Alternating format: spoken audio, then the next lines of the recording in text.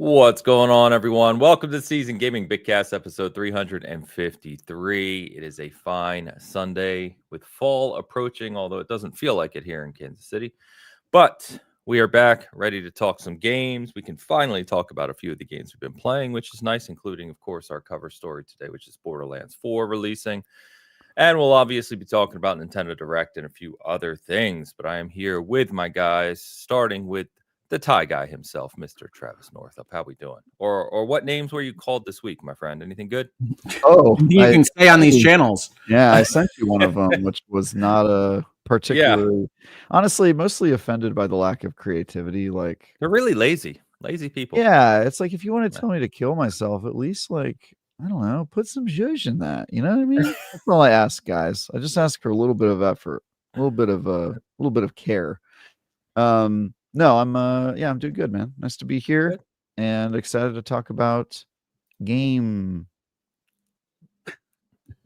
The games you can talk about, yes. The game you can talk about, maybe. Game. So, how about you, Richard Hogue? Oh, yes, that is I. I am Richard Hogue, lawyer of Hogue Law. Thank you for asking, Travis. I am happy to be here as well. Good. Are we AI today? Yeah. It's nice to see you, Richard H. Hogue.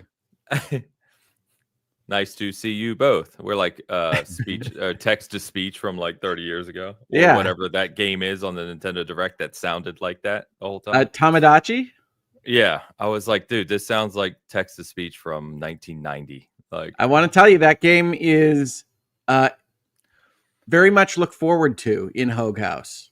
Okay. I'm sure it's a global phenomenon. I was just confused. My teenage daughter thinks it's wacky looking, and she loves that kind of weird humor. Hey, hell yeah! Fair enough. Woman after my own heart. Well, good morning, everyone. Good afternoon if you're out across the pond from us. But as I said, talking Nintendo Direct, Borderlands 4, a few other things, of course. Let's get and open up with some of the generosity from the community this morning, which I opened up YouTube this morning and was very surprised. So thank you all ahead of time. Travis, we're going to hit these super chats. Hello, Dragon Nerd 2, 1999 super chat. Wow.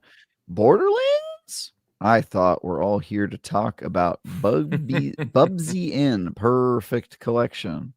We're here to talk about that too. Yeah, Bubsy's making a return, isn't he? I mean, you could call it a comeback, but he was really never there, so he's just trying again. I know it sounds like a setup to a joke, but it's really not. Bubsy was never a thing, even when the Bubsy games were brand new. Bubsy. Let him have it, chat. I mean, the yes, Bubsy defenders are going to get you. Come out of the woodwork, Bubsy defenders. No, I did see some excitement for Bubsy 4, but yeah, I think there's some nostalgia here, of course, for Bubsy from that era, but hell yeah, Dragon Nerd. Thank you for that. I respect the attempt from the people that have the license rights at this point. Nope. Sorry, Not doing Bubsy. it for you. All right. Dragon Nerd, thank you very much for the early and generous super chat. Mr. Don Lionheart, our guest last week. Don the Lionhearted gives us a $5 super chat and writes, "Good morning, all. Early super chat today." That's capitalized. It's an official proper noun of some kind. May miss the show live. Seeing Demon Slayer Infinity Castle Part 1 at 9:55 a.m. Oblivion Remastered is so good. I love that he gave the exact time he's seeing the movie. It's not like I'm going to miss the show. I'm seeing the movie this morning. He's just telling you where you can hit the meetup. Yeah. I heard Demon Slayer Infinity Castle Part 1 is, quote, the greatest movie ever made, from somebody I played Blood on the Clock Tower with yesterday. However, really? However, IGN gave it a 6 out of 10. So, you know, take that with what you will. I don't often agree with movie ever made. I mean, he very clearly was an anime dork, but you know, is somebody who works in animation. He works at Lucas Arts Lucasfilm on the animated Star Wars shows. So he knows his animation. I'll give him that. So cool. Yeah, I do trust his opinion when it comes to animated movies. And I don't know. I don't often agree with the IGN's video, like the movie and TV show reviews. Mm-hmm. I've said that a lot, Travis. I say that I defend IGN in certain quarters from people that just hate indiscriminately, but I do tend to look askance at their passive media review system. Yeah, I mean, I'm sure these people know more about this medium than I do, but I think they've had a lot of misses for me. It's all, it's all subjective. I mean, it sounds like you loved it. So as we always say, love what you love. I mean, if you enjoy it, so be it. It's love awesome. what you love. And we hope you love it, Don. Enjoy those Yeah. slayed demons. Or slay the demons, or you're on the demon side. I really don't know. Is it a slayer of demons? Is it a demon that slays? I apologize. I just don't know the context here. Enjoy it, whatever it is. He slays demons. They slay demons, really. I don't know either, Hogue, so don't feel bad. Well, and I have no idea what an Infinity Castle is, but I am used to naming conventions in video games, so yeah, go for it. Well, it's only part 1, so it's actually half of Infinity, really. Not quite Infinite Castle. Yeah, yeah. Don, enjoy it, man. Thank you very much. Vintage Willows here with 5 season gaming memberships, nice and early. Thank you so much, as always, Willow. Hope you are doing well. Appreciate you. Half of Infinity is actually still Infinity. I think you're making some assumptions that there are only 2 parts. Yeah, well, part 1 of Infinity is still Infinity. It's just one of those crazy things. Yeah, it's just one of those. Next time on Mathcast. I was going to say, yeah. Because right now we have a very important message from Gabe Howard. Gabe Howard, a €5 super chat. Borderlands 4, it just works. RTX 5090, 30 FPS, 1080p. It's completely fine, folks. Some stuttering on Steam Deck 2 test kit. We'll iron it out. Gabe Look Howard. at the picture. Yeah. It's our boy Todd. Is it? I think it's Tabe or God. Did they mush faces together? Yeah, you missed out on God with 2D's Howard, I guess. Yeah, it's Todd Howard and Gabe Newell. God, Howard. I like it. As someone who's met Todd Howard, he is shockingly small. Very nice guy. Very great guy to talk to, but shocking. Sounds like you sized him up for how quickly you could beat him in a fight. No, I was going to pick him up and take him with me, just pick his brain, but He's like 2 inches shorter than me. So he's smaller than you, 100%. Yeah, he is. He's like 5'6". Yeah. I'm 5'8". Yeah. But yeah, he's what we call in the gaming community a short king. He is a short king. There you go. I ever tell you when I was coming out of anesthesia and I told my doctors that I was 6'4"? It's like, yeah. I know I'm just a face on a monitor to all you watching. I am very far from 6'4". But like that's what anesthesia does to you, man. It messes you up. You were just describing how high you were to him. I get it. It's metaphor. Like it. Gabe, thank you. Good luck on the Steam Deck too. Appreciate your work. Googleman's here. Googleman late this morning. He's still 4 minutes before we started, but came in like after 4 super chats, which is crazy. Googleman 81. A shameful 4 minute before show super chat. €10. Watched a video on Google's Genie 3 may cause spontaneous diarrhea in the industry. Thanks, Demis. Borderlands 4 looks like a great roguelite. I don't know what's happening in this. What is Google's Genie 3? I think Googleman's also coming out of anesthesia.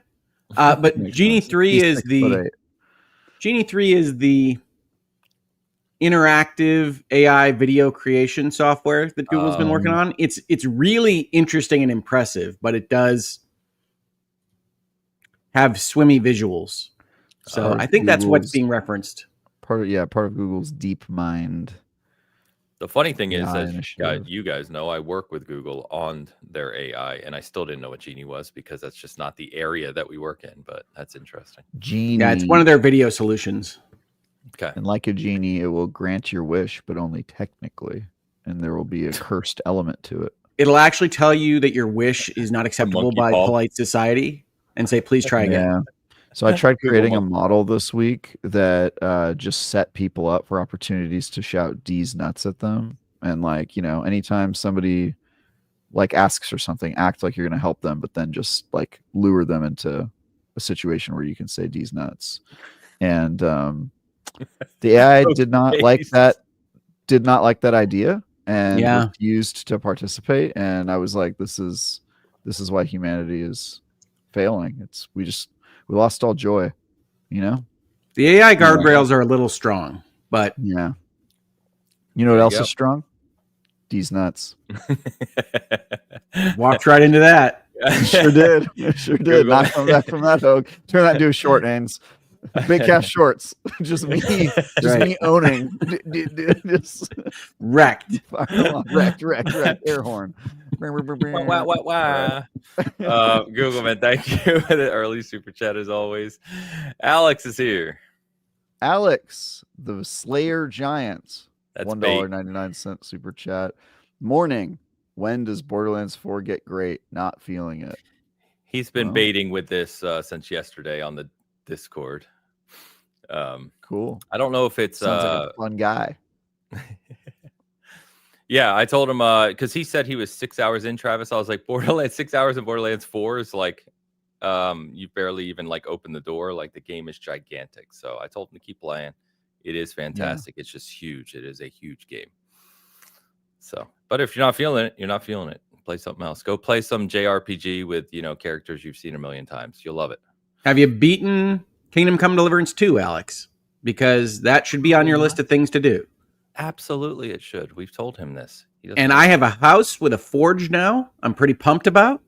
So I need to hear about this. We'll get to that in a minute because I haven't played that piece yet. But Alex, keep going, bro. We're going to talk a lot about Borderlands, of course. And thank you for the super chat. Hope you're doing well this morning. Mr. Logan.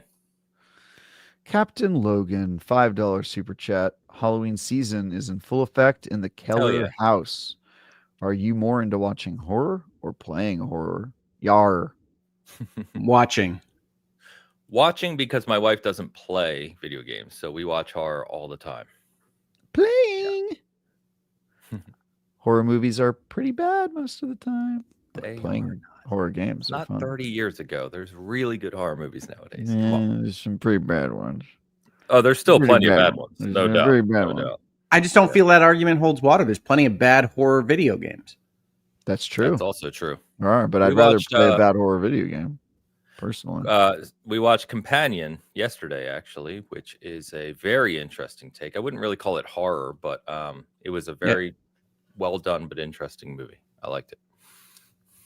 Yeah, I have a weekly viewing of horror movies in October. So I basically spend the rest of my year kind of waiting for them to go on sale. Okay. And then put them in a folder for watching in October. We're ready with what you got? Weapons and Companion and some others that I can't remember because I put them in a folder so I don't have to remember. But tell me which ones, and I'll let you know if they're worth your time or if you should watch something else. Because I'm really excited about Weapons.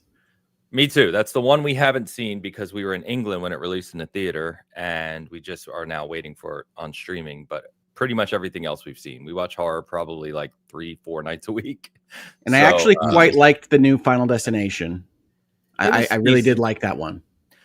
Until Dawn was surprising. It was better than I thought it was going to be because my expectations were not high for that. But yeah, it was really trashed. I wasn't even going to buy it. It's worth it?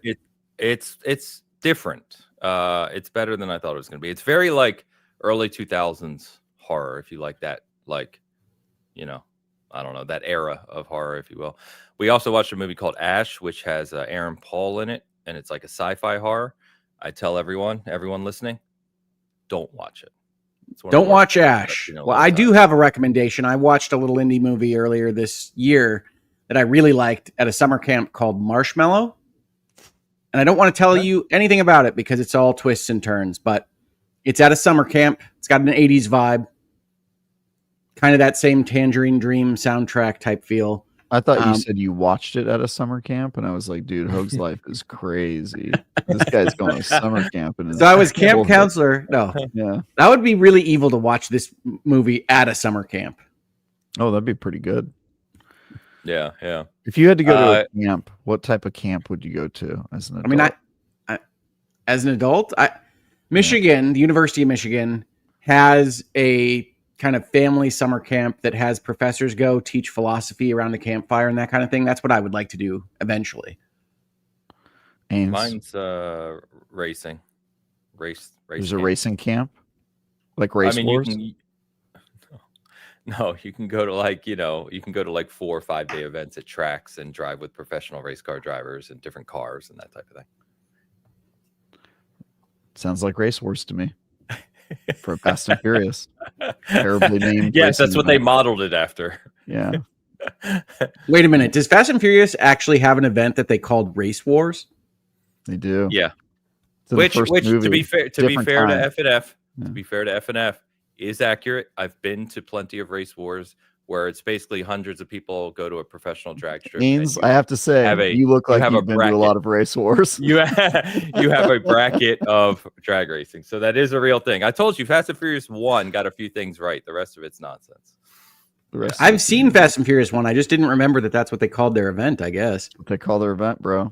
Yeah. That's what they call it in the movie. I don't think they might call it in real life. Who knows? But not the ones I've been to. But anyway, Travis, where are you going to? Which camp am I going to? I don't know. I've been to an improv camp. So okay. I would have had you pegged for Magic Camp. Did it just happen on the fly? Yeah, it was unplanned. It was just sort of, I was walking along and we were like, what if this were a camp? And then time for a camp. I just love that joke, Ains. Thank you, sir. Good joke. I'm trying over here. I'm trying. I'm half asleep still, but Logan, we're off the rails early today. Thank you very much, Logan. We got one more from Mr. Random Name. Random_name, $4.99 super chat. Good morning, everyone. I just have to say this year has been the most ridiculous year for my wallet. We're not even through October. Haven't even started it. Yeah, he's not wrong. We've talked about it. The game release schedule is bonkers. So, yep. Name. Thank you, my friend. I like Hope you you're use doing the well. word bonkers unironically. Good for you. Yeah, bonkers. Yeah, I'm old, man. What's the ironic use of bonkers? It's like a cartoon word. You usually don't use it in a sentence unless you're being cartoonish. So, like jumbo, or it's one of those words. Jumbo. What? It's a cartoon word, bro. Of all the not real, all the words, not real words, bro. Did you just say it wasn't jumbo? Yeah. Oh my god. All right, let's get into it. Just a reminder, as we talked about the last couple of weeks, YouTube's still being crazy out there for a lot of channels. So share it out both on Hogue and the SG side of the house. It always helps us. We would appreciate you tickling Google's buttons. And now let's get into some games. So really what are we talking about this morning, guys? Obviously, we're going to talk a lot of Borderlands, and Travis and I both spent a ridiculous amount of time reviewing it. So we'll get to that. But hit me with a different game to kick us off.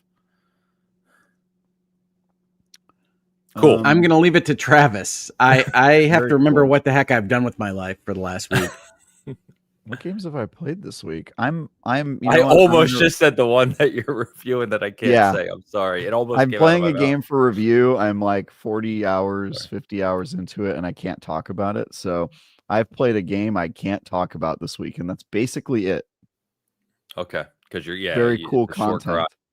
Yeah. All right. I have been playing Horizon 5. Forza Horizon 5 on my PlayStation 5 Pro. They had a sale on it a couple weeks ago. And so I picked that up. Very impressed with the performance. It's a good game. Obviously, everybody knows that already. But I still love the Horizon series, as I know I've called it Party in a Box here and elsewhere before, but it's a very kind of calming thing. It's been a very stressful time in Hogue House. And so I need a game that really doesn't even have the same strategic components as a Monster Train. So I was looking for something that you just kind of put your brain on autopilot and you race around and do those kinds of things. And Horizon 5 is great for that. And I have been enjoying that this week. Horizon 5 is amazing. In my opinion, probably the best overall racing game ever made, a like complete package type thing. That's fantastic. Yeah, I wanted to check it out on the Pro, but I just, obviously there's just way too much going on. So I will say, what it looks like. It looks good. I mean, it's not a sea change, but it is impressive. Yeah. No, that's awesome. I reviewed that one, and then I continued to play it for a long time. So great game. At one point, we had a huge SG clan in that game, whatever they call it. And it's because it's not clan, but it's like Car Club or something. Yeah, we were like top I don't know. We were way up there. I mean, obviously not with like the huge ones that do the Forzas, but we were like top 100 or something in the world, which was pretty cool to see. We had hundreds of people. But it's been a few years now. Anyway, I hope the rumor is Horizon 6 is in Japan, which people have asked for forever. So we'll see if that actually comes to fruition. That is the rumor, and it seemed like a pretty solid one from the rumor coming out of like photography being done there. Yeah. So yeah, it seems likely. Japan. We'll see. Forza Horizon 6 Tokyo Drift. That's what they're going to call it, Travis. Some rain-slicked neon streets, some racing on Mount Fuji. Let's go. Yeah, let's do it. Well, I'll briefly mention, just because I feel I'm the one who always mentioned this game, is the finals. Season 8 came out this week. The reason this one, I mean, it's always interesting, and the good thing about the finals, because I talk about this game a lot, is it's seeing higher peak player season over season, excuse me, which is great to see. It deserves it. So season 8 hit a new peak over the last year for them, which is awesome. But they also released alongside of it like a mini documentary series that they're doing about how they made the game, because it's so unique in the way it plays and the destruction and stuff. So really, really cool. Another great season out of them, and having just a continued blast with that game. It's just so fully featured now. So put quite a bit of time into that game this week. And then Rematch, which I've talked about, the soccer game from Slow Clap. Got some friends finally playing that, so we have a full team on that. And that's a really good game. It's probably the biggest love-hate relationship I've had with a game in some time, because the game at its core is very fun and incredibly addicting. And it's also simultaneously broken as hell. Playing that game online is a lesson in patience, and things don't work. Weird stuff happens pretty much every match. And yet you finish the match pissed off and you're like, let's play again. And it's a very weird cycle with that one. But I would suggest checking it out.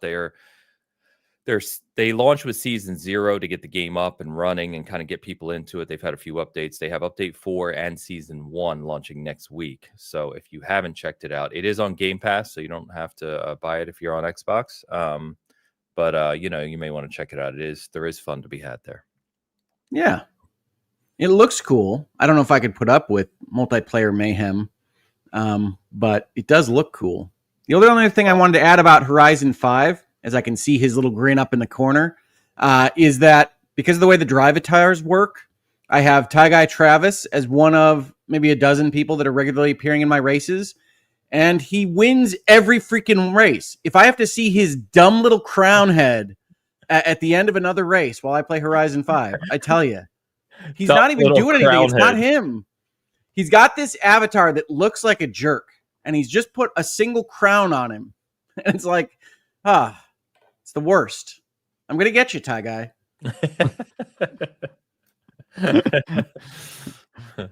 I did play a lot of that game. I was on the IGN wiki team for that. So like I made the wiki of where you can find every one of the bounty boards and how to get it. And then put pins on a map. So yeah, I played a ton of that game. I've got like every collectible you can find. It is funny when you play one of these games and you have one of these guys like Travis on your friends list. Horizon, if you haven't played it, will show you like how you compare to the leader on your friends list on any given thing, like how many roads you found, how many regions you've been in, how many cars you have, how fast you went. And every single time I'm hit by the name Tie Guy Travis on about a 30-second cadence driving anywhere in this game. So he's just there. And then when we race, his little crown guy just does this stupid little dance and he just laughs at you. That's awesome. All right. Well, let's talk a little Borderlands. Let's get into it. What, Travis? We started playing this like 3 weeks ago now. It's been a while. My review has been done for like a week and a half. In fact, yeah, you were finished a while ago. I had to do an interview about my Borderlands review because we started putting those at the end of IGN video reviews, and I was like having to refresh myself on what my review said and what we had played because it'd been so long. But yeah, we played it a while ago, and I know you and the others we were playing with like just kept playing, and I could have kept playing. In fact, I was telling Hogue before the show that like I've been having a hankering for playing Borderlands all week, and I can't because I'm working on other stuff. But like, it's all I want to play right now. Yeah, I got lucky that I didn't have anything else that I'm covering right now, so I have continued playing it. So, your timeline of reviews, just due to the way IGN has content, obviously, is a little different. So I kept playing. After we finished campaign, I kept playing, and then since then, I started my own kind of main to play my own character and kind of do everything the way I would do it personally. So yeah, a lot of time in the game. Travis and I and two others played the entire campaign and a bunch of the side stuff and vaults and like the stuff you run through in 4-player co-op. Travis, you gave it an 8. I gave it an 8.5. We're pretty similar, I think, in our thoughts. Obviously, we put a lot of time in the game in together and we landed on the same. And I will say I'm not experiencing as many now, but I haven't played as much co-op. And one of the main reasons Travis and I struggled with the review period, and you can speak to this more, Travis, is we had a ton, and I do mean a ton, of co-op bugs.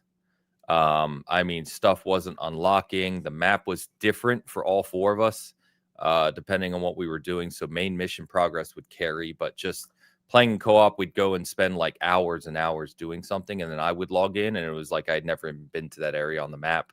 Some things would be unlocked, some wouldn't. Just a lot of weirdness with co-op issues in pre-launch anyway. So I don't know if the day 1 patch and some of the other patches they've had since then have fixed some of those co-op issues. Be curious to see if anyone's playing it in 4-player co-op. How's that going for them? But otherwise, other than a few kind of minor, I don't know the word, minor complaints, like invisible walls are annoying in the open world. There's a couple other little things like that. But otherwise, I really enjoy it, as both Travis and I are longtime Borderlands guys. And this is my, I think it may be my new favorite Borderlands, passing 2. 2, from a nostalgia point of view, has always been my favorite. I think a lot of people in the community are that way. I don't think 4's narrative hits as strongly as 2 does at its heights, but otherwise I love it. It just, from a gameplay perspective and what you can do in that game, movement, loot, the open world, it's fantastic. So Travis, you all right over there? Yeah, I tried to he's in red alert. I tried to reset my attack. I tried to reset my camera to see if that would fix it, because the software seems to be bugging out, but it's just Elgato being Elgato. So yeah. Real quick before you guys talk on this, Alabama Brad asked about the Super Deluxe Edition. I've had a bunch of friends ask me this. So Super Deluxe Edition is the top one. It's $130 in the US. It comes with the bonus content at launch, but it comes mainly with the expansions and the extra Vault Hunters they're going to add. What I have told friends is, usually with Borderlands, I would wait, because by the time they release some of those things, you can get the whole pass on sale cheaper. So it's not really worth buying at launch. However, in their roadmap, as part of their ongoing content releases, they're giving additional content to people who own the Deluxe or Super Deluxe Edition, in addition to the expansions and DLC. So it's really how big of a hardcore fan you are, if you care about that stuff. If you're only going to play some of the expansions and maybe touch the Vault Hunters, it's not worth it. If you're a hardcore fan who's going to play everything when it comes out and wants extra content along the way, it's probably worth it. It's funny, I time shift my expenses on this stuff, right? So it really depends on when I think I'm not going to feel it as much when I buy these things, because like I had Hell Is Us pre-ordered, and then it's just like, oh, Pastrick bought that for me when it came out last week. The Kingdom Come Deliverance expansion that I was just mentioning earlier is part of their season pass, so it just pops into your system because you bought it for yourself months ago. But I tend to agree with certain companies, Ubisoft, Take-Two, that their stuff comes out on sale. By the time the pass is actually available with the content in it, they'll probably have some kind of reduction in price. So it's really up to you as to whether or not you want to just think, hey, I got a present today because I didn't even know this expansion was coming out. Or, yeah, I have to go spend that money today. Yeah. And it's usually pretty significant, too, because they usually do a minimum of 2 to 4 expansions, and then they're having 2 new Vault Hunters. By the time that stuff comes out, we're talking late next year, probably, at the earliest, I think, for all of that stuff. So you can definitely take your time. But if you want that additional stuff along the way, have at it. Hogue, you obviously got into this just a couple days ago. You Yeah. were not really super excited about this one, but you pinged Travis and I and said you're having more fun with it than you thought you would. Talk to us. Yeah, I'm on the normie schedule. I got it when it came out. But but yeah, I am a fan of the Borderlands series. I don't have the same kind of love that people have for 2, but I also don't have the same kind of hate that people have for 3. So it's just kind of been a mid-road series for me the whole time. I have really enjoyed Borderlands 4 for a couple of reasons. One, I was surprised how much the structure of this game narratively, and you don't go to Borderlands for the narrative structure really, but I was surprised how much this mirrors what I consider to be the Far Cry structure, which is you've got the charismatic bad guy, you're in a bad situation, and you're going to lead a revolution against him. No spoilers, but like that's the overall broad strokes. This is you starting the game, Borderlands 4. And I like that setup. I think Ubisoft found something with that setup for Far Cry that works in a number of different settings in different ways. That works for Borderlands 4 just as well. And so you got a guy to hate. You got a guy that you want to take down. You've got people that you're gathering to kind of get that going. And in the midst of all that, you're doing whatever you're doing. In a Far Cry, you're getting vehicles and you're blowing up gas bases or whatever. And in Borderlands, you're looting everything that you can find and you're getting weird, what they would consider comical introductions to mid-bosses and things like that. So I think this absolutely hits from the start better than Borderlands 3. And then in the actual construction of this game, I think that it's so close to Destiny now in this kind of open world, tasks everywhere, subquests everywhere environment that I'm actually surprised when I think back on the Borderlands series that it wasn't closer to Destiny before. And one thing I will say, certainly to Travis's credit, and I'm sure to yours as well, Ains, I just haven't read your review, is that I always feel bad, or I feel like I couldn't kind of distinguish between entries in a long-running series very easily. I just don't remember every single play mechanic that they put in and when. And so I would have had a hard time, even after playing this for a dozen hours, of remembering what the distinctions are. But I remember when I started this game, how different it felt from 2 and 3 before it. So I think they've made some good choices. I am poorly equipped to identify what those differences are to any great degree here. I do think there's some clunkiness in the menus that I don't love. But I think overall, game is exactly what I would want out of a looter shooter like this. I'm having a great time with it. The performance on PlayStation 5 Pro is fine. It does have some hiccups, but kind of the normal engine hiccups that we expect at this point in the generation. So I'm having a good time with it on that system. I'm a little bit surprised at how much of a good time I'm having with it because it usually kind of lands a little flatter for me. So Borderlands to me is a 7 kind of series, and this is an 8 kind of entry in that game. So I'm excited about it. I'm excited to see where it goes further. Yeah. Go ahead, Travis. I talk about the changes a lot in my review, but kind of the way I think of Borderlands as a series is it obviously invented the looter shooter genre. I think it was technically the second looter shooter game, but it was the first successful one, and it pioneered a ton of stuff that has since carried on to games like The Division and Destiny. But what's interesting is that in between Borderlands 2 and 3, you had the pre-sequel Tales from the Borderlands and mostly just nothing coming out while they were working on Borderlands 3. And by the time 3 came out, it was quite antiquated in a lot of its mechanics. And playing Borderlands 3, and I have friends who really, really like that game. But from my perspective, it was like pretty behind the times when it comes to looter shooters by that point.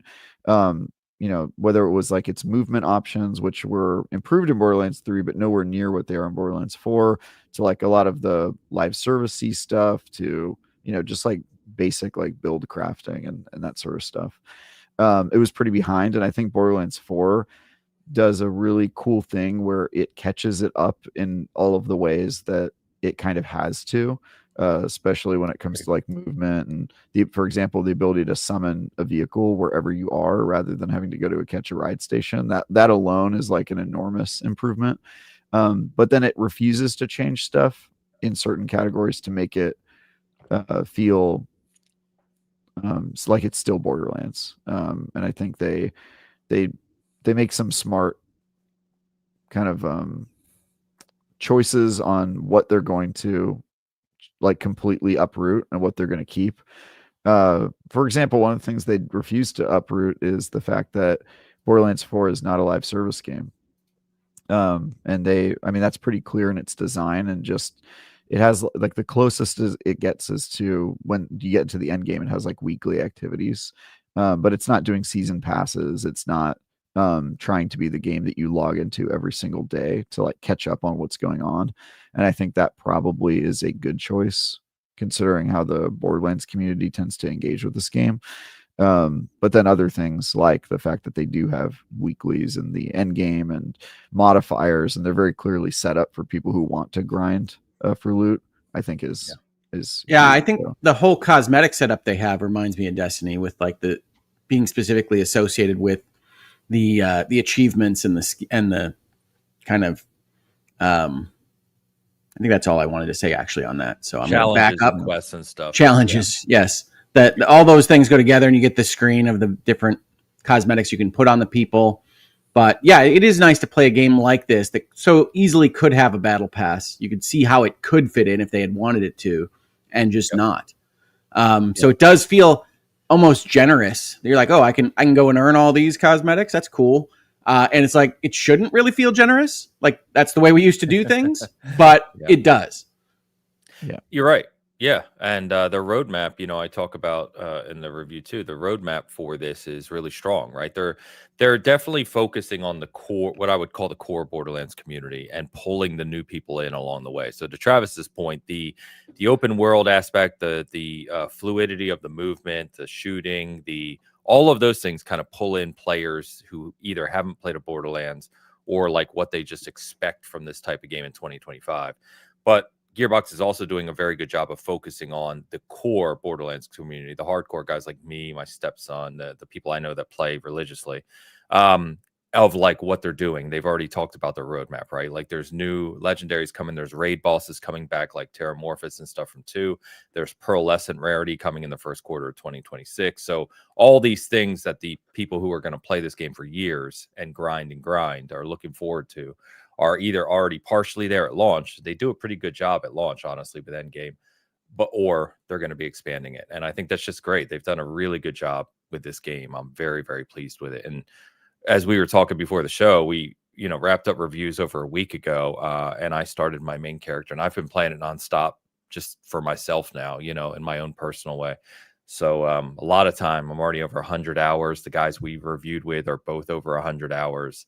It's a huge, huge game. So if you're getting into this new, or you're just starting and you're a few hours in, like just exploring the world and doing the main campaign and seeing all the regions, what do you think, Travis? Just even if you don't do a lot of the side stuff, you're still easily at 40 to 50 hours. Yeah, I think it took us 40 hours to beat the campaign. Just the campaign. And that was with us, like we were trying to only play together the campaign, and then in between that there was like a lot of side questing and stuff. So my guess would be if you just went beeline for the campaign, it probably is like maybe 30, 25 hours. Yeah, you probably 30, get through 35. It pretty quick if you just like strictly were like, I'm going for it. With all the side content though, I mean, it's huge. At least 100. And then you could and then there's the weeklies, there's like a ton of grinding to do. You could target specific activities. They have a whole list of challenges for you to take down.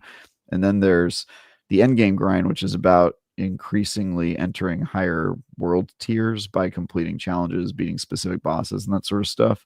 So yeah, there's a ton to it.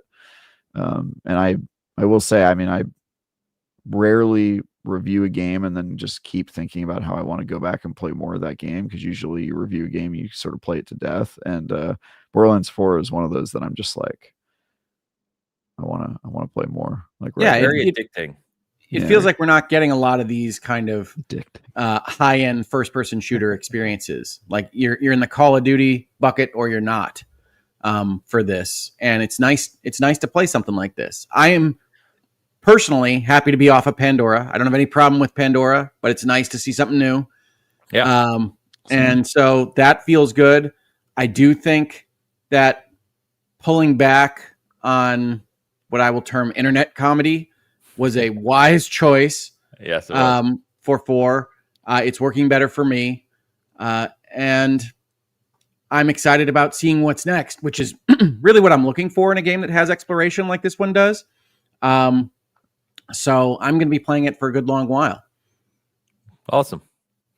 Yeah, I mean, there's an awful lot more we could probably say about it, but we have very detailed and long reviews out. Both Travis and I, you can check out both video and written. So if you want to learn more about that, please do. I'm going to have a fun video up probably tomorrow, too, of a broken build I discovered while we were reviewing that they have fixed for day 1, so you can't have it.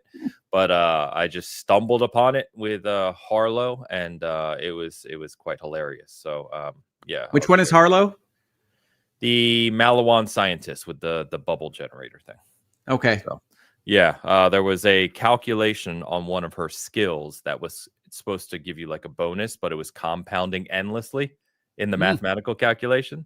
So I was basically, taking down Ultimate Vault Hunter 2 raid bosses instantly. Just going in and slaughtering them. It was quite funny. So what it did allow us to do, funny enough, is because one of the other guys that reviewed with us, I showed him the build, so then he built the character and allowed us to basically just do runs and farm at like endgame, you know what I mean? Just to kind of see the different legendaries and just experience more of what's out there from a looting perspective. So it's funny. Before we move on, I do want to give a shout out to Squirrel in our chat, who mentions that they lost 1,000 rosaries by losing their cocoon in Silksong, and I feel very sorry for you. And you have my best. That is a bummer. That's a lot. Yeah, that's a lot of rosaries. Before I got back on my Borderlands 4 kick, I did play more Silksong. I know we talked about that last week. So I am up to about nearly 10 hours, I think. I mean, still not a lot for that game, but a decent amount, and beat a few more bosses, got to a few more areas. So continuing to really enjoy it. I got back on my Borderlands 4 kick, and I'll come back to Silksong later this year, I think. That is one that I will not be playing a lot of. I can guarantee that. Borderlands 4, I will be playing for a long time. Team Cherry, you're welcome for the various donations that I've given you throughout your lifespan for Hollow Knight and Silksong that I will definitely not be playing more than 10% of. So it's just not for me. That's all right. A lot of people adore it. I'm very happy for them. This is not for me. That's okay. Yep. Yeah. It's definitely a challenging game. For sure. Yeah, it's challenging. It's especially in the 2D space. It's fun to play a game that takes me back from a challenge perspective to the 16-bit days of the days of old, if you will, where those games really kind of throw stuff at you continually that'll test you. And I will recommend to everyone, if you're not and you have a controller with a good D-pad, play that game with a D-pad, not the thumbstick. You'd be far better off. Yeah, add it to the backlog, boys. Add it to the backlog. Using the joystick with Silksong, I was accidentally hitting the down attack way too often, so I had to switch to D-pad. Yeah, D-pad on that Razer controller I've been using is really, really good. So I've been using that, but trust me, it helps on those 2D games that play like that. Clickety clackety. Yeah. The only other thing that really came out this week that I wanted to just touch on, I haven't played it, but Peter reviewed it for us. His review will be up tomorrow on it, but is the Order of the Giants expansion for Indiana Jones. He gave it a pretty good score, which we'll get to tomorrow, but he said it's if you like the puzzles and you're back in I don't know what Travis is doing right now, but he's being the fish. But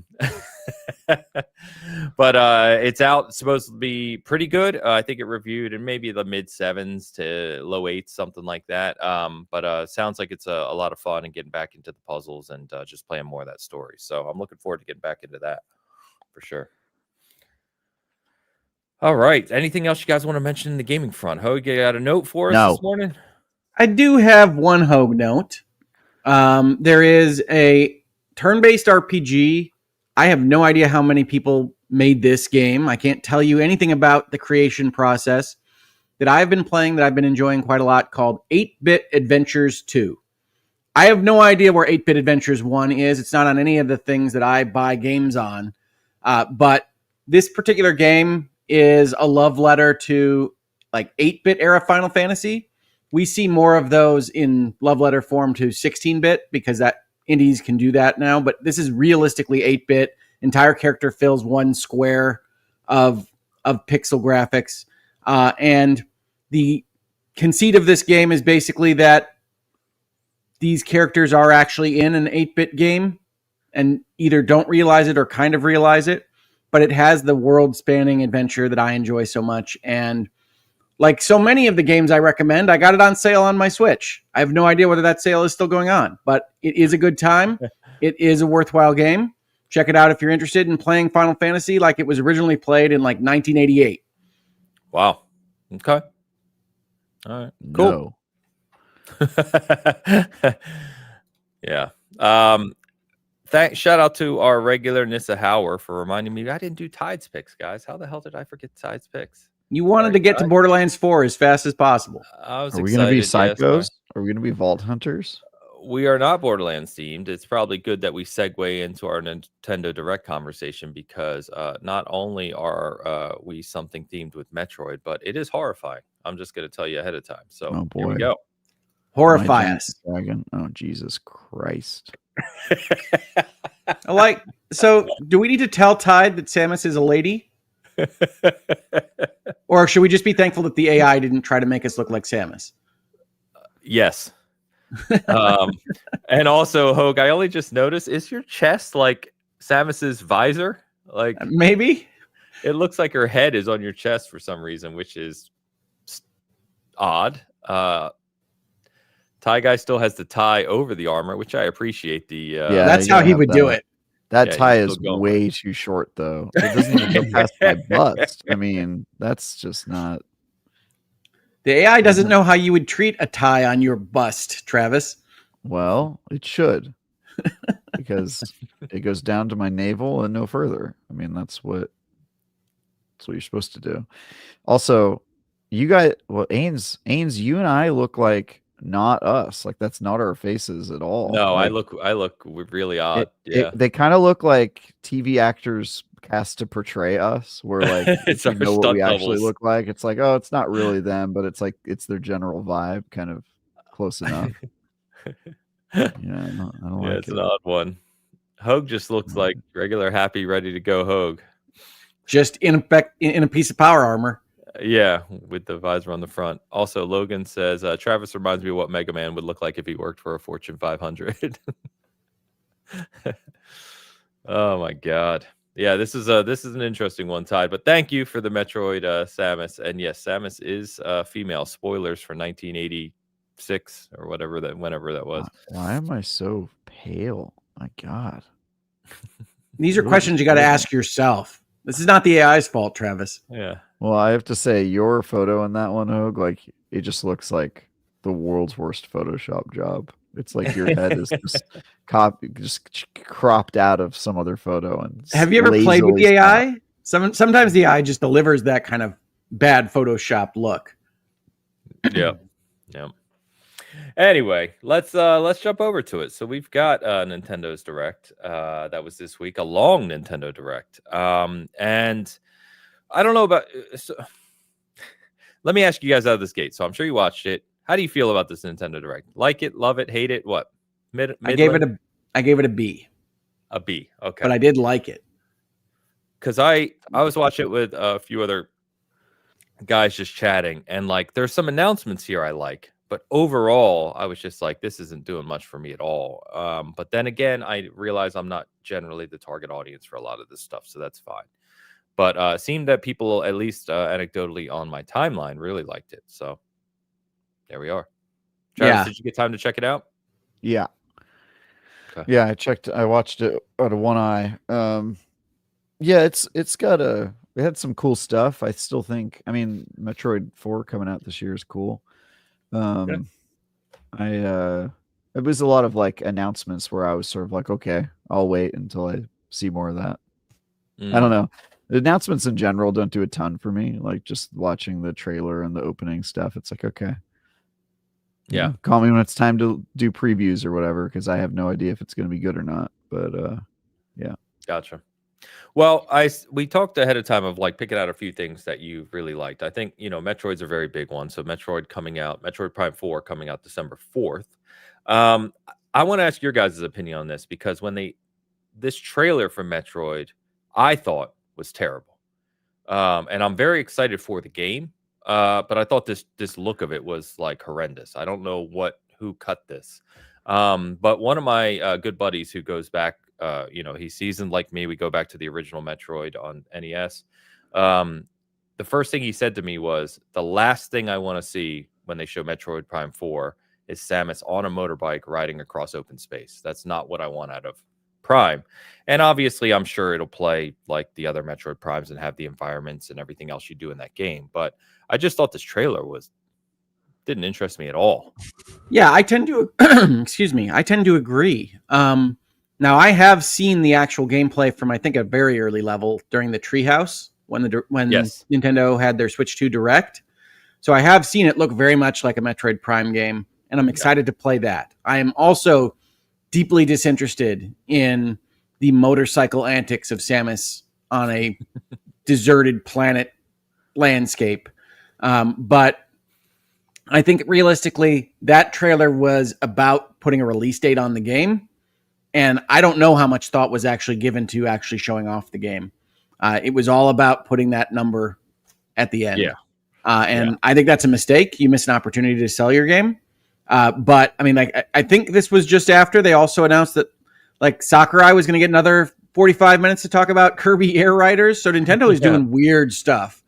Sakurai gets another Air Riders Direct, which my family's already super excited about. They weren't excited.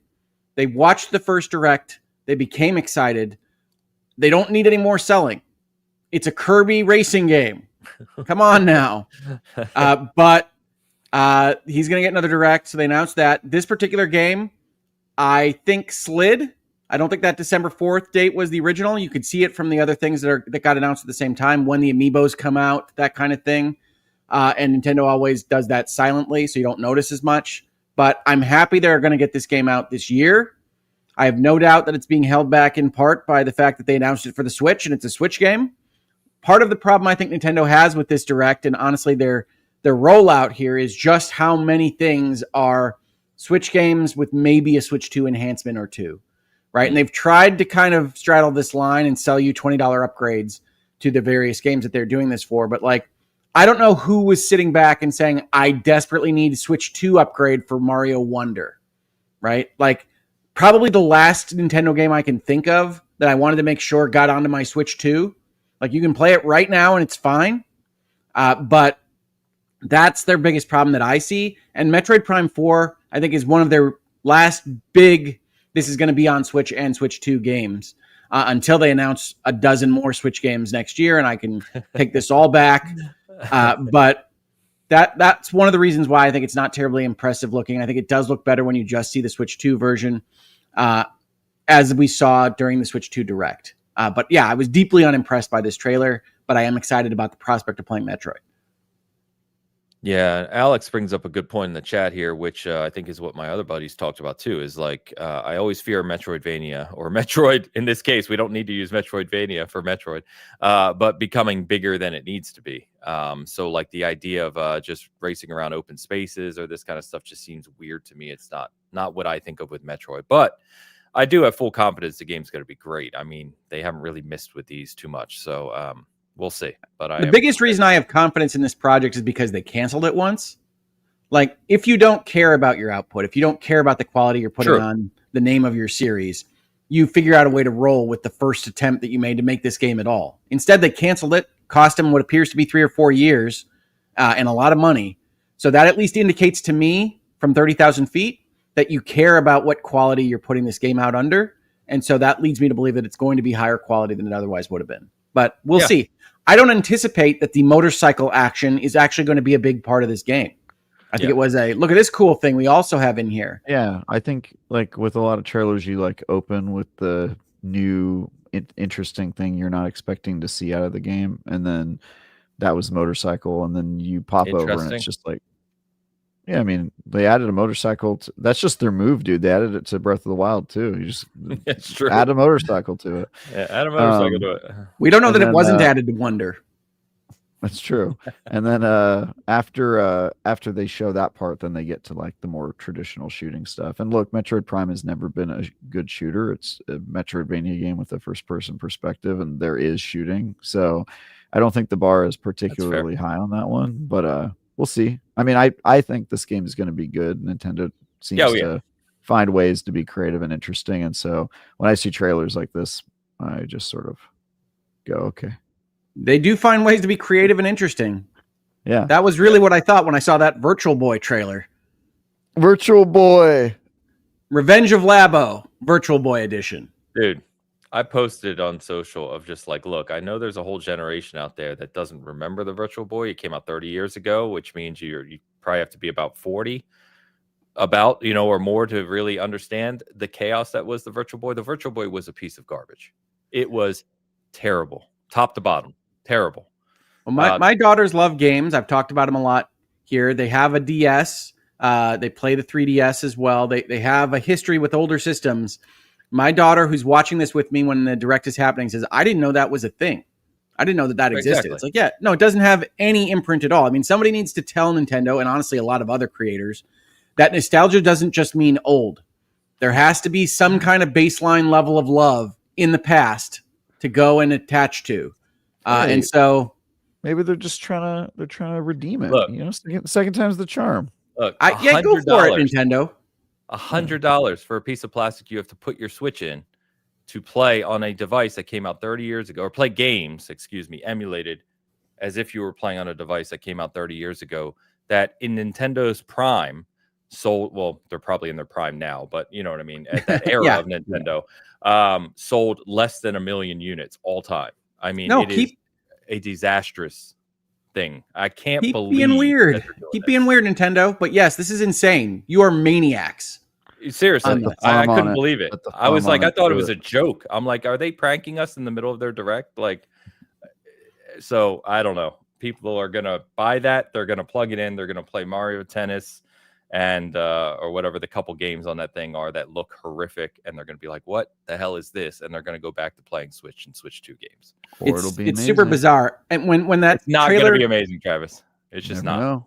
When the trailer starts and they're like, play it in stereophonic 3D or whatever the words are that they use to describe the Virtual Boy system, I'm like, how though? I don't have, my TV can't do that. And then they show the plastic stand. I'm like, you got to be kidding me. That's a Labo. I have that already. I have the Labo VR glasses. And so it's wild to me how much that costs for what is just a stand.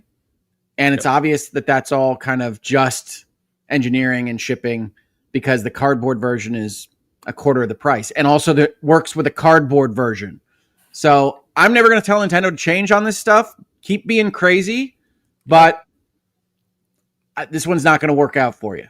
No, I'm telling you. There will be fans that buy it and fans that defend it. Nintendo can do no wrong to some people. They will find a way to excuse anything Nintendo does. Still be good. You don't know. We do know. We know those games. I played Virtual Boy at launch. I know what it is.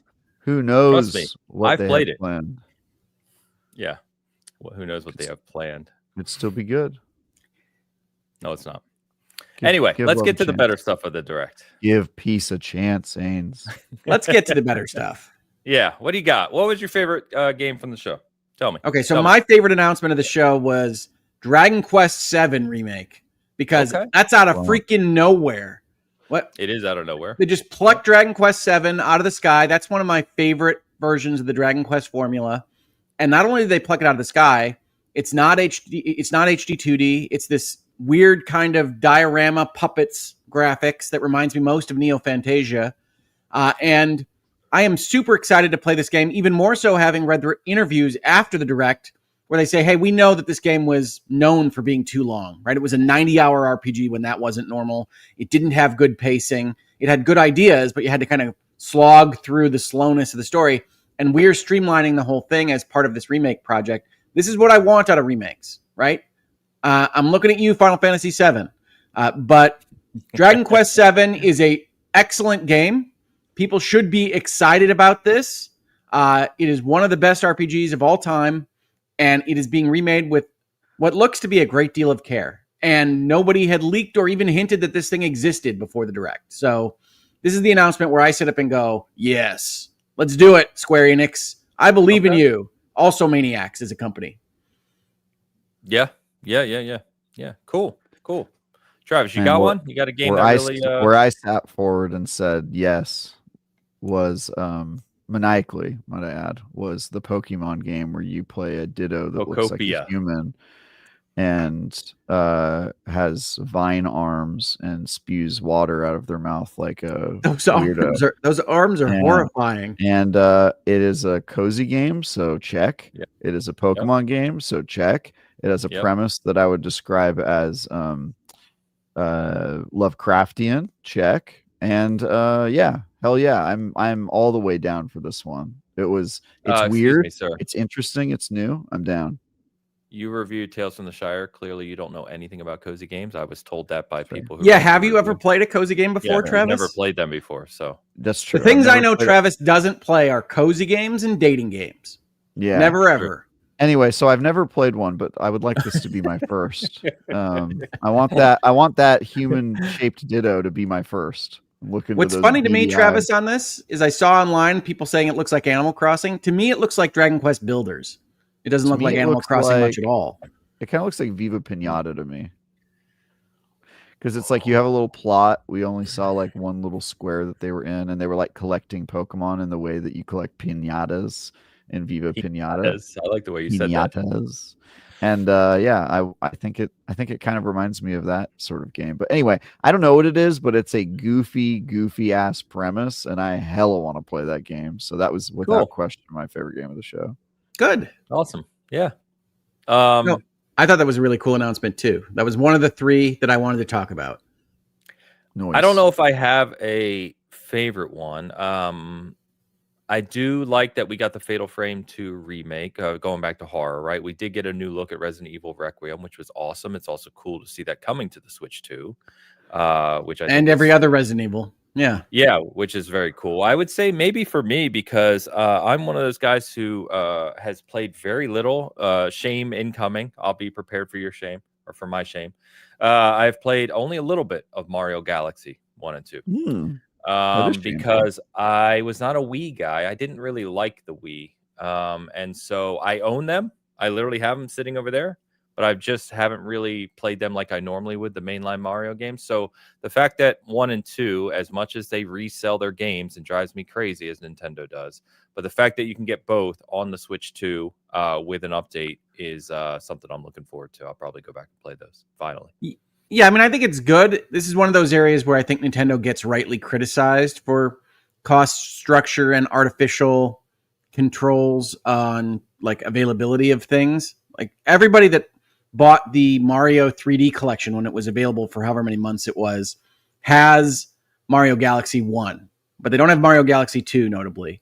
And now you're only going to be able to buy 1 and 2 together for what at least has been rumored to be a full priced game. It's like, okay, Nintendo, I get that, but if I were to come up across the same situation on Steam or in other stores, somebody would give me a discount for already owning Galaxy 1. But we'll see if Nintendo does that. And I'm not saying Galaxy 1 on the Wii, I'm saying Galaxy 1 on the Switch ecosystem. So it's like, we'll see if Nintendo does that. I have my doubts. But I think it is exciting to see one of the best 3D platformers ever made in Galaxy 2 be available on a modern system currently connected to your TV. So yes. I'm excited about that announcement. I'm excited about how soon it is. And so I am looking forward to playing Galaxy again. Yeah, and I don't know. So, but it looks like, Hogue, you can buy them separately if you buy digital. They're $40 each, or you can buy the pack together for $70. So, all right. Still, so then it just becomes a question of figuring out, as I've had to do with every Switch game now that the Switch 2 is out, exactly what enhancements there are, what they aren't doing for the version that's in the Mario All-Stars 3D version. Like, it's just so weird to try to evaluate what it is you're buying in the Switch ecosystem now. But that's good to know. I didn't actually know they were selling them separately. That is nice to hear. Thank you, chat. I will evaluate those things and find the right solution for me. I didn't rebuy Galaxy 1 when they re-released it, so I'm probably going to just grab this bundle at some point, physical, which is cool. and hopefully get back to them. Just, sometime in this mix of games that we're in. Obviously, one of the largest announcements they saved for their last thing is a new Fire Emblem. So Fire Emblem Fortune's Weave coming out next year. I am not a Fire Emblem guy, so you guys talk to me about it. Boo you, Ains. The Fire Emblem guy? I don't want to talk to Ains anymore, honestly. Me neither. Ains, you're off the show. All right. Hogue, peace, guys. You'll be taking over as host. You don't like character strategy games, Ains? This is amazing to me. Can't talk to him anymore. Ains, feel free to super chat us in the comments if you want to contribute to the conversation. Send yourself some money with a 30% cut going to YouTube. Yeah. The Fire Emblem is sick. So yes, who the heck doesn't want more Fire Emblem? I'm interested to see if they'll go more traditional or go to Three Houses style. But yeah, I will play that game for sure. Yeah, there are glimpses in this trailer to what's it called? Fortune's Weave? Yeah, that was called. I hate that subtitle, but that's fine. It'll grow on me. Bad. I think Three Houses is pretty evocative and descriptive. So I like that as a title. I hated Emblem. That doesn't mean anything. What was the one with time travel? That was the one the last one I reviewed was the one with time travel. It was maybe a 3DS game. He super chatted himself. The maniac. Did he actually? Mad lad. Here you go. Read this out for us, Travis. Porsche Power gives a $5 super chat and writes, personally, I'm glad Ains is gone. Hashtag Bitcast better. So true. Yeah, we're all happy. Everyone's happier now that you're not there. I love character-based strategy games. I love them. I'm excited about Final Fantasy Tactics coming out at the end of the month. I love Fire Emblem as a series. It's kind of the pinnacle combination of strategy, RPG, and visual novel because they have so much discussion and politics in these games. Social links. This being what appears to be some kind of successor to Three Houses, right? It has Sothis at the end of this trailer. That's their big kind of one last thing. Is really cool. Three Houses, obviously their most successful Fire Emblem project ever.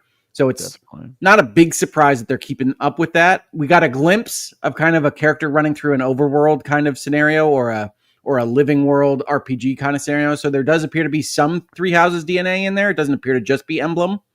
But I love this graphic style, which is a continuation of Emblem. And I'm super excited about playing it. The one fear I had when this trailer started was that it was going to be a Fire Emblem Warriors game. I don't have anything against the Warriors games. But one of the things that happens in these Nintendo Directs is you say, oh, it's a new Zelda or it's a new Fire Emblem or whatever they've licensed out to make a Warriors game out of. And you get excited for a minute and then you find out it's just a Warriors game. And I was holding on until they showed I think there's a blip. It's a blink and you'll miss it image of moving the squares around and actually getting into a Fire Emblem type battle. But I'm super excited about this. 2026 is a little vague, but for the most part, Nintendo doesn't really broadcast out too far in advance. So I don't know when this game comes out, but I would be hoping for it to come out early fall next year at kind of the latest. And that would be super cool to me.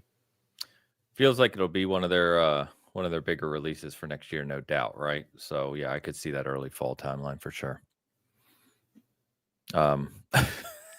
You're right, Travis. I did. As I was confirming the spend, I was like, well, there's $1.50 to Google and Apple for no reason whatsoever, but okay. Yeah, just for the joke. You gave it for the joke. Yeah, it's for the joke. That's what we do here. You do it for the audience. You got to do it. That's why we call it the Bitcast. It's all about the bits. Mr. Game Positive. Game Positive, $2 Canadian super chat. Make Bitcast bald again. I'm trying. These guys are messing it up, but I'm trying. Yeah. Hey, folks thought I was bald for a long time. I thought you were balding too. I'm not gonna lie. You know what? It's because I know a lot of guys who wear hats because they're losing their hair, or are losing their hair because they wear hats. Is what I think. Correlation and causation on the next virtual legality. Well, yeah, it's like I don't know. I've never worn a hat. I have my hair. I'm actually surprised I have my hair. All the men in my family, both sides, very bald. Yeah, across the board. You and Hogue have good heads of hair. I do not.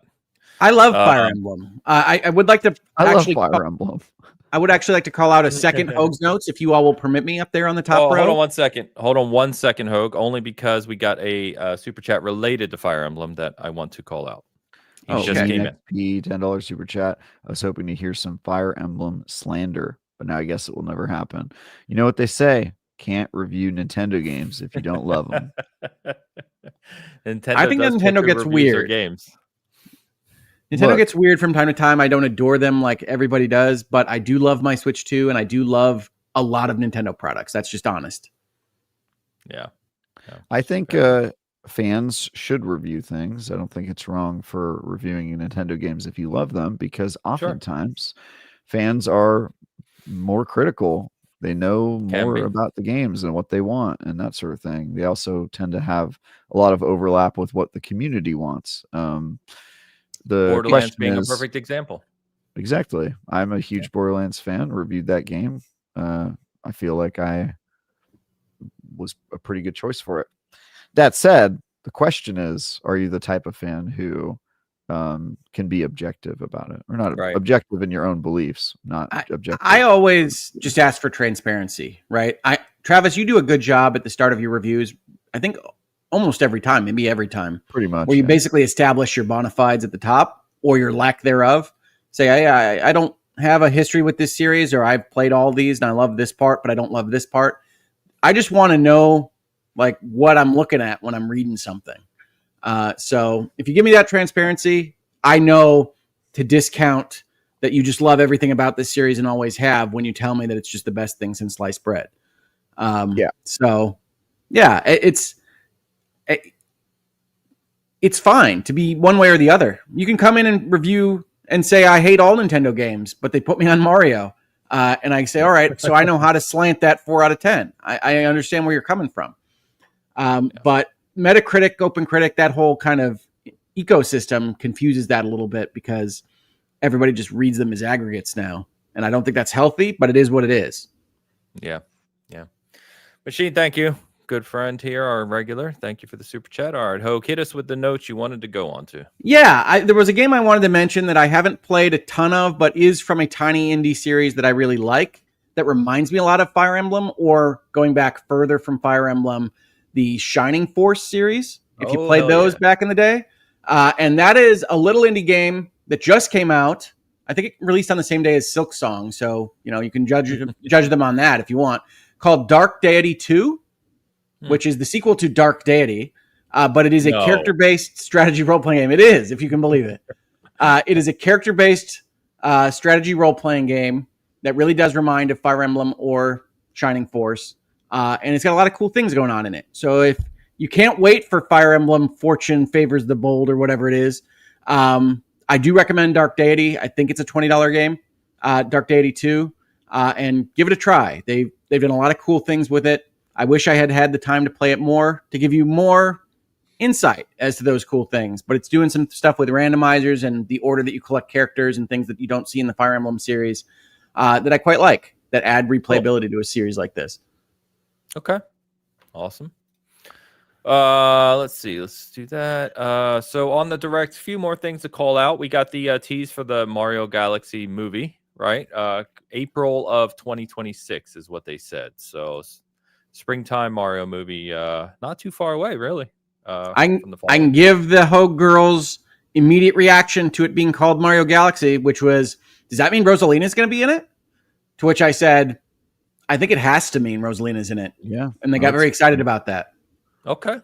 Cool. We'll see. Rosalina has a big fan base in my house. I don't know exactly why, but because she's beautiful. Whoa. Travis is announcing his video game crushes today. Rosalina is number 1. She's a beautiful angel. These females, these video game females. He's breaking down. The AI is shutting down. We've used too many tokens. I tip my fedora to Rosalina and I say, "Milady," and I move on. One of the other kind of bigger announcements is the new Yoshi game, Yoshi and the Mysterious Book, which is also coming in spring of next year. This is interesting to me because I like the, really like the art style they showed of this one, and it looks very unique. I think it looks very pretty, but I don't know if it's going to be a little too simple for me. I think you're hitting it right on the head, Ains. The Yoshi series has some interesting ideas and it does some cool stuff, but they aim this so young that they come off as too easy. Even for me, who's not the one that's out there playing Silk Song, I don't look for just difficulty in my platformers, but the Yoshi series is really being used as a kind of gateway to maybe the wider Mario world. And so it's even easier than Mario. And that tends to be just not very stimulating for someone that plays any number of games at all. Yeah, I do think the visual style is awesome. It looks amazing. I know their audience, Hogue. No, I'm not saying it's wrong. It's just not for me. There's a lot of stuff that's not for me, Travis. It's toddlers, people who just suffered a stroke and are trying to learn basic motor skills again. That's a good question, actually. Me coming right out of the ICU, would I have been satisfied with the Yoshi series of games? I don't think I would be, but maybe. I think you. There was a time where I was trying to play. Oh God, what is the Tango GameWorks music game? Evil Within. Oh, music game. Never mind. The music game. I want to say Jet Set Radio. It's not that. The rock one. Hi-Fi Rush. Hi-Fi Rush. Yes. I was trying to play that out of the hospital, and I could not move forward and jump at the same time, which is a big problem for any game. Sounds like that would cause issues. Yes. Maybe it would have been okay to play Yoshi at that point in time. I think Yoshi would have been your game of the year that year. I can't speak for everyone recovering from stroke. Yeah. Yeah, but I think it looks fantastic. Like, it makes me want to play it because I like Yoshi. I like the character. I like the design of this. I like games that have this kind of unique, I guess, art style. Like, I love the little big planets. I love, all those types of games like that. But it just feels like I would get bored playing it, which is a problem. But it's not for me. To Hogue's point, I'm sure plenty of people are going to love this game. It'll be a great hit in family households, which is awesome. So, looks good. What else we got from the Direct, boys? Anything else you want to call out? Yeah, there's two things I want to call out. The first thing is the DK Bonanza DLC, which was shadow dropped during this Direct. It is a roguelike mode in which Void Kong from the game essentially asks you, as Donkey Kong and Paulina, to run around and collect ever-increasing amounts of what used to be gold, but which is turned green and called Emerald, for this particular game mode. They also added, as part of this DLC, a map for DK Island, which is the island that just has a big Donkey Kong head in the middle of it. I bought this immediately. I love Bonanza. I have played a good deal of it. I do not think it is worth the money. It's $20. I think this is a bad DLC. Honestly, I think it is an end game that they were toying with for this game that was pulled out and sold back to me for $20 more. It is not very compelling, and more importantly, for a roguelike setup of this type, it doesn't seem to be balanced right. You don't feel like you're on the edge of succeeding or failing. You're either wildly succeeding or just straight up it's not working out. It's not a good game design balance, and it's just collecting gold in maps that already exist outside of DK Island, with prizes that are not compelling. Mostly they're prizes that just add like roguelike elements to the game mode itself. The 3 exceptions, or maybe 4 exceptions to that, are little pieces of costuming for Donkey Kong and Paulina, but most of those are only adding special effects for the new mode itself as well. So you're not going to be running around with those for the most part. And so I was really disappointed in this, although it's still a great game. It's still fun to punch things and destroy things in the game. It's not a good addition, in my opinion. Reasonable minds can differ on that, of course, but I was surprised that there isn't more there. And DK Island itself doesn't have anything going on. I was going to ask if you played it, because obviously I'm a fan of the game and I saw it, and just seeing the footage and like they turned the gold emerald, like you said, in this kind of just smash mode, I was just like, this doesn't look very interesting to me. See, and I look at that and I say they must have come up with some way to make that interesting. So I know Travis accuses me of being a pessimist all the time or a cynic, but I really am an optimist on this stuff. And I say, well, surely there's something more to it than just what they showed in the trailer. And there is not. Okay. One thing I did forget to mention, which was a big one too, is Mario Tennis Fever. launches in February. So I know, funny enough, SG Discord was popping off about this one. Yeah? Well, yeah, Mario Tennis, I guess, has its fans, but February 12th features 38 playable characters, which is that was crazy. Huge. Yeah, 30 Fever Rackets, abilities, all kinds of other stuff. So, I mean, if you like Mario Tennis, it definitely looks like it could be a really good entry in the series. So that's pretty cool. Mario Tennis is sick. I reviewed the last one, and one of the big complaints from pretty much everyone who played that game was the lack of characters. So yeah, wasn't it like 6 or 8? It was something small. It was a very small number of players. Yeah, I still like that game, but yeah, this sounds like they're taking the Smash Bros. Ultimate approach, which is cool. Nintendo's gotten a lot better, in my opinion, of this kind of rolling couch multiplayer where you're just constantly kind of getting the next game mode that I've seen in the various things that I've played in Splatoon or Mario Kart World now. So I'm excited to see them kind of implement some system that encourages you to keep playing Mario Tennis. I'm not as impressed, or at least this is, I guess, old news. I wasn't impressed with the Mario Tennis that came out on the Switch. I didn't think it played very well in an online environment, and I didn't like the way it actually felt to play. So I'm hopeful that this will be an improvement there. But what I'm a sucker for, and I've said this in other places, but I've been a sucker for since an old game called Final Lap Twin, is taking a concept like in that game, racing a car around what were then high tech, but would be very low tech graphics now, and having that be the baseline for what is essentially a turn-based RPG. And this game showed that they have an adventure mode, which will undoubtedly be dumb in terms of storytelling because you're going to solve all your problems with tennis. But I am a sucker for taking that RPG framework and saying, we don't have to just battle monsters in a D&D environment.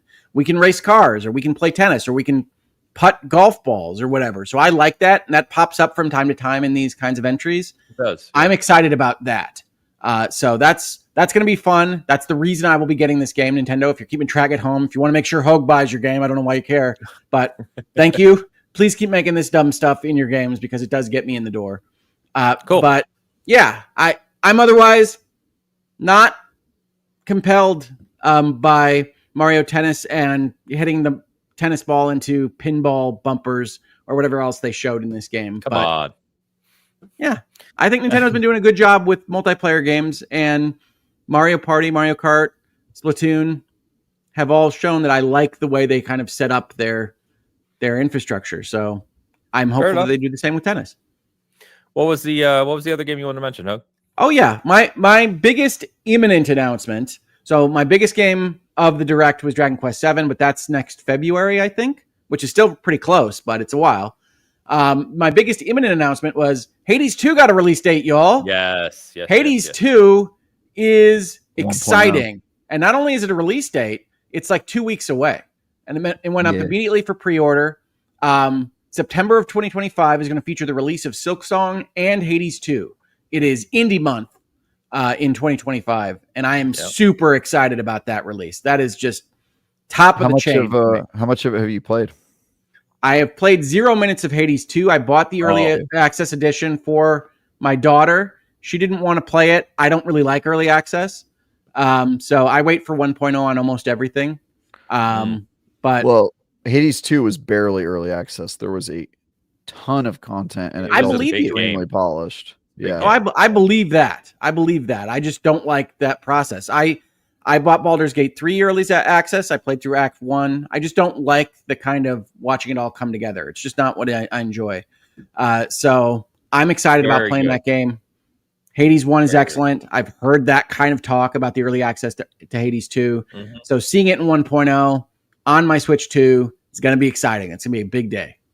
And then that's like 3 or 4 days before Final Fantasy Tactics comes out. So I'm over the moon. Just having a great time playing video games. I love that they're doing they're doing a full Switch 2 physical for Hades 2 as well. So I'll be picking that up. It is really good. To Travis's point, it was already very, very good in early access. I actually haven't played it in a while. I played it when they first released it in early access. I played a bunch of it.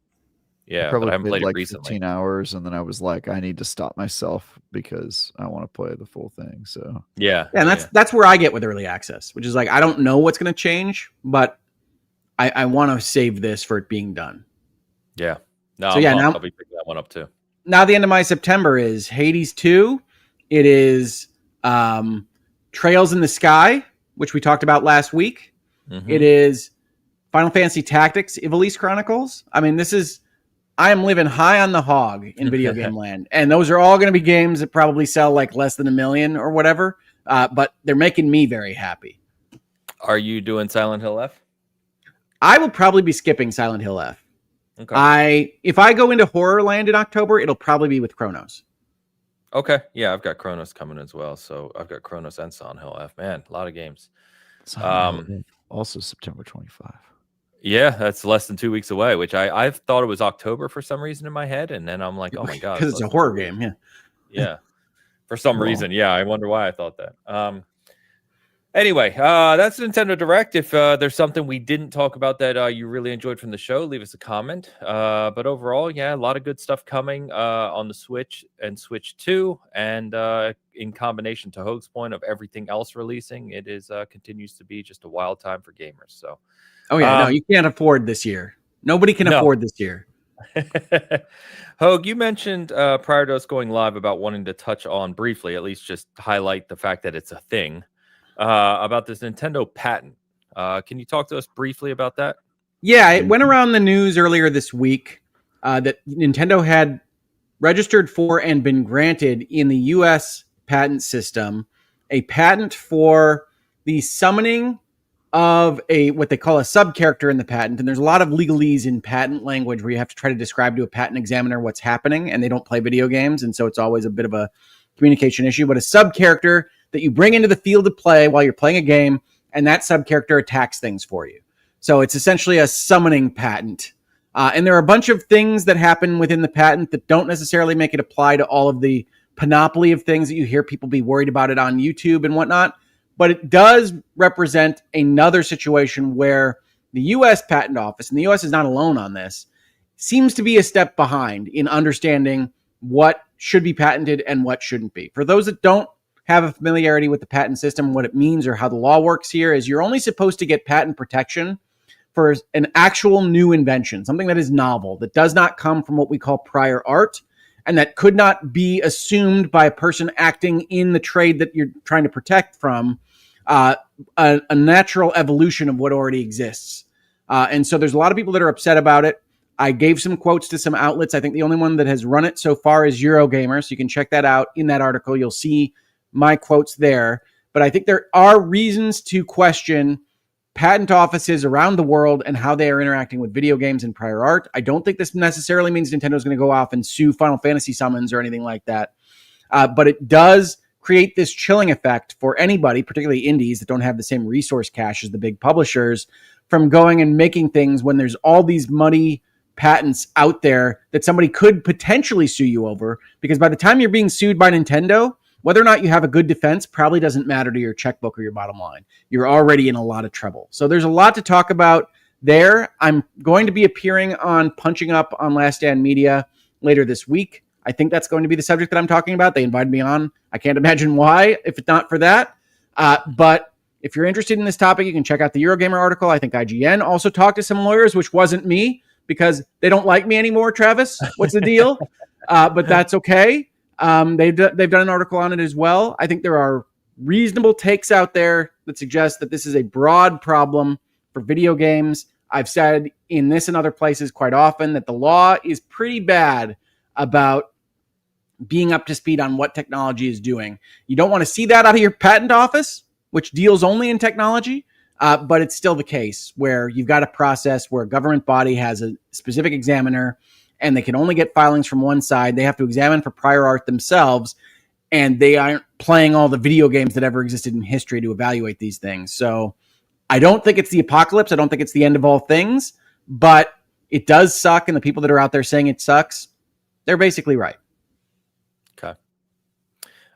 We do have a question, and then someone commented as well. So Newspin asks, is there a function to challenge a patent without actually having a product that is related to the patent, or is that a standing issue? And then Solitech says, that was my analysis. I think agreeing with you, Hoag. Surprising they got a patent, and if challenged, will be unenforceable due to prior art. Yeah, Nintendo has gone and used what I would call as a shotgun approach, where they just kind of throw all of these broad patents at these various patent offices across the world. And it really only needs to stick once to cause problems for other players in the field. Is there a function to challenge it, or is it a standing issue? So standing is a legal concept that says, essentially in the US, that you can't sue unless you are directly impacted by what's happening. The patent office, to sue over it, to say this is an improvidently granted patent, you would need some kind of standing. You need to be damaged in some direct way. But the patent office itself has a methodology to go and say, hey, I heard about this thing, and I think that you have ignored some prior art and you should re-examine it. Now, that's not a great system, and it would still cost time and money to pay for the lawyer to do it for you. But there are mechanisms to say, this isn't right. And sometimes the patent office rescinds when it gets kind of that blowback that you see happening right now in the news. But it's just the process. It's humans all the way down. Human error is a part of the legal process, like it's part of every other process. And yeah, I think video games have gotten away from these various patent offices a little bit. But I think anybody that says Nintendo is using this as essentially an unethical or bullying loophole, probably pretty accurate there. But I don't think that means that tomorrow they're necessarily going to sue everybody on the face of the planet. Aren't they, though? So the problem that they have is that if they sue somebody on this, they create the standing that we were just talking about, right? So one of the things that patent trolls or bullies do is you go and you get a bunch of patents, you go convince a naive examiner that there is no prior art and that the patent should be issued to you, and then you hold it out there and you threaten people with it. But if you actually take it to court, then it's not the patent office that is examining it anymore. It's the court that's examining it. And then you can lose it and potentially even lose more if it goes and attaches to other patents that are in your portfolio and things like that. So Nintendo, I think most likely understands that they got away with one here, and more than one, honestly, if we're talking about the other PAL World type patents, and probably doesn't want to press the issue. But no, I can't make promises for what their in-house counsel or boardroom is saying to do with these things. I just think it's unlikely because they would have spent the time and money to get this as an asset, primarily to hold as a sword of Damocles, not to have that sword immediately taken from them when the court goes, are you crazy? Are you absolutely crazy? No. Yeah. Okay. Well, I appreciate that. I hadn't paid attention to that at all. So good context. Call it real quick. Our good friend Fifth String, just a member comment to say my wallet hurts this year with games and cards. And yeah. And you say cards? Oh, cards. Yeah, like the Final Fantasy Magic cards are out. I know a lot of people are spending some on that.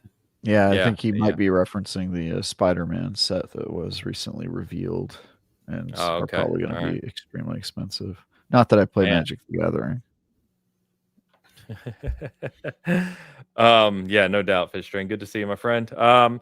Just this week to be aware of as we start to wrap up here, we got Skate, the new Skate game, goes into early access on Tuesday. We were just talking about early access, but if you're the type of person who either likes Skate or likes early access and checking these things out ahead of time before they're done, that's going on Tuesday. And then we've got two releases we'll probably be talking about in the future here: Dying Light the Beast and a long name here, Toa and the Guardians of the Sacred Tree, which is a ARPG from Bandai Namco, both released at the end of this week as well. So we'll have a little more on them next week, I'm sure. Did I ever tell you how many times, like, my younger daughter will watch one of these directs with me and complain about how often there's a sacred or life tree in these games? You did, and it's just a thing. It's thing. just a thing. But I would also point out that this week that Trails in the Sky remake is coming out as well. I think it's the 19th. So I don't know if you'll be talking about it, but I will. Okay. We'll talk about it next week. Yeah, cool. All right. So start to wrap up here on the SG side of the house. So my video review of the Razer 8K PC controller went live. Obviously, Borderlands 4 review went live. You can check those out. I'd appreciate it. We'll have Indiana Jones and the Order and the Giants review and a review on Toa and the Guardians of the Sacred Tree as well this week. So you can check all that stuff out. I'd appreciate it. Hogue, I'll hand to you first this week. Yes. Well, my wares are as described. I was on a summon sign for Last Stand Media last week that you can check out, where I talk about Hell Is Us and Monster Train 2, which, Travis, I think you'll be surprised, my fellow co-hosts had not heard of. Wow. Monster Train 2, I thought, was a fairly big indie release. but it went under the radar a little bit in certain quarters. So I talk up the game there, and I think it's a pretty good episode, so you can check that out. I will be on Punching Up this week, and so you can check that out when it goes public. And then I am likely to try to find a time to do, I don't even know what I'm going to call it at this point, a Virtual Reality Extra or some other new type of show to talk about essentially conversations in the United States and the need to converse with people and the importance of discussion, which will be exciting and I'm sure not at all controversial because that's the way things go on the internet. But that's my plan, is to do one of those if I can find the time and energy. But otherwise, I am in the midst of a lot of stuff on the home front. So apologies for not doing more virtual legalities and more hangouts and headlines directly to those that follow that. I will try to get back to that when things calm down in stuff that isn't public facing.